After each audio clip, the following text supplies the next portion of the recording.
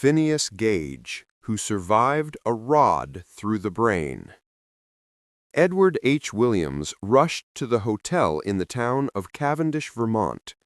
The physician and railroad executive had been told to come quickly to attend to a severely injured employee.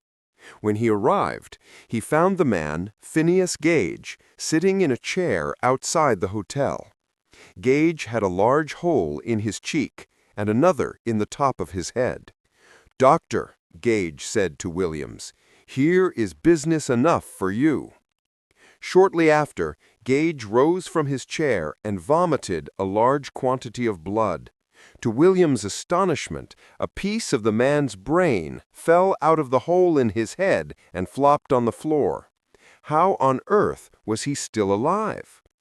A bizarre accident. Phineas Gage worked as a blasting foreman.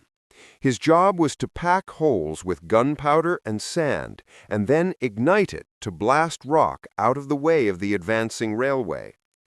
To ensure the full force of a blast was directed at the rock, Gage used a 4-foot-long iron rod shaped like a javelin to tamp the powder and sand down. On the afternoon of 13th September 1848, Gage was tamping sand into a hole as he and his team prepared the roadway for the Rutland and Burlington Railroad. When he turned his head to talk to one of his men, the iron rod made contact with the rock and sparked, igniting the powder. The resulting explosion sent the rod shooting out of the hole, up through Gage's left cheek and out through the top of his head, landing 80 feet away, smeared in blood and brain. As his horrified team looked on, Gage collapsed on his back, convulsed several times, and then was still. Remarkably, when his men ran over to him, Gage was not just still very much alive, but also well enough to walk unassisted to an ox cart that took him into town. The blood-soaked foreman was placed in a chair outside the hotel while one of his men went to fetch Williams. An extraordinary survival. At first, Williams didn't believe Gage's story. It didn't seem possible that a man could survive such a horrific injury. Cavendish's resident doctor, John Harlow, arrived shortly afterwards. Harlow had known Gage before the accident, and like Williams, he was initially skeptical. The fact that Gage had not only survived having an iron rod shot through his head, but was also talking to the two physicians, defied logic. Harlow and Williams set about treating his injury. They managed to seal up both holes in his head and then spent the next few days clearing away necrotic tissue and pus that leaked from the wounds. Neither physician expected Gage to live, especially once he lapsed into a semi-coma 12 days after sustaining his injury. Remarkably, not only did Gage survive, but 24 days after the accident, he was up and walking about. It seemed nothing short of a miracle. Despite losing a considerable portion of his left frontal lobe, Gage lived for 12 years after his accident. Observers, among them Dr. Harlow, noted his personality changed considerably. Before the accident, he had been an affable, likable man.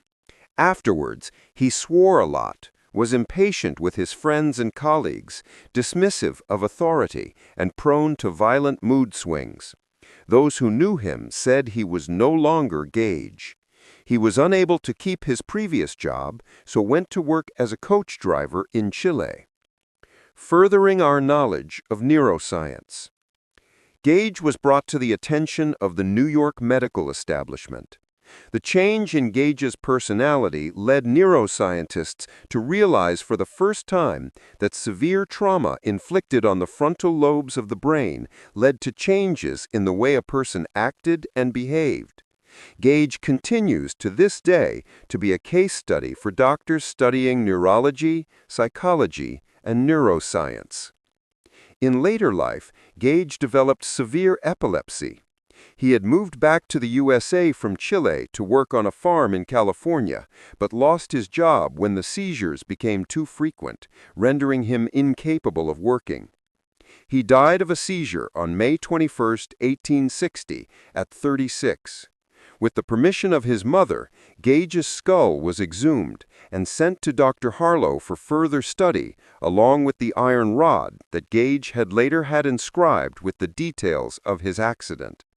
Both now reside at the Warren Anatomical Museum at Harvard Medical School.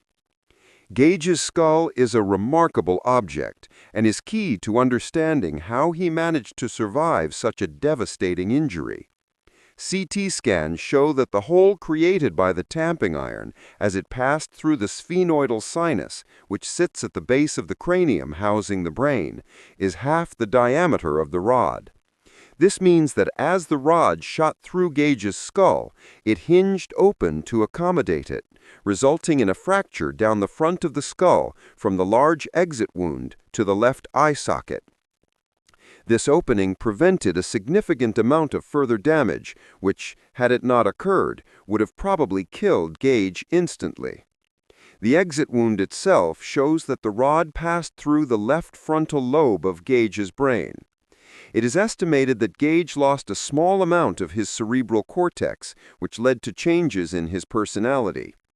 The reason Gage did not die of his injury is because the fluid that would normally build up in a person's skull after a severe brain injury, causing inflammation, infection, and hemorrhage, in Gage's case, was able to drain away through the hole in his cheek, relieving the pressure.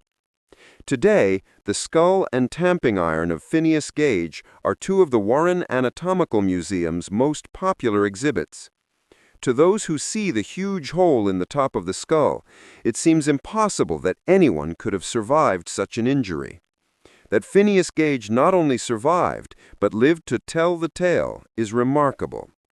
His contribution to our understanding of how brain injuries change personality has been invaluable to the study of neuroscience.